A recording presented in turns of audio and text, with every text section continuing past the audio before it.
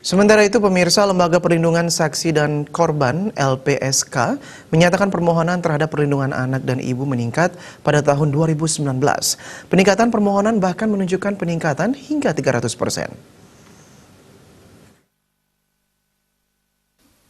Wakil Ketua LPSK, Manajer Nasution mengatakan secara nasional dari tahun 2018 hingga tahun 2019, permohonan perlindungan terhadap LPSK khusus kekerasan terhadap anak dan perempuan cenderung meningkat, baik dari segi kualitas dan kuantitasnya.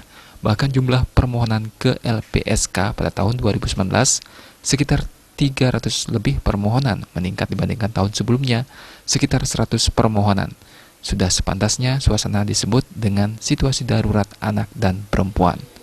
Namun manajer Nasution mengatakan, situasi ini tidak hanya terjadi di Bali, melainkan juga di semua daerah di Indonesia. Mirisnya, pelaku yang melakukan kekerasan terhadap anak dan perempuan adalah orang yang terdekat.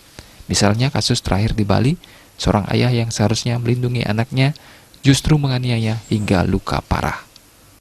Anak dan perempuan karena sungguh sangat memprihatinkan. Bukan hanya seperti yang terjadi di Bali ini, tetapi hampir di semua wilayah. Ternyata dari segi aktor, siapa yang melakukan kekerasan terhadap perempuan dan anak itu justru orang-orang terdekat. Ya, kalau seperti kasus yang di Bali ini adalah bapak maupun orang yang mestinya menjadi pelindung. Dan ini bukan hanya di Bali, di semua Indonesia itu juga mengalami hal yang sama.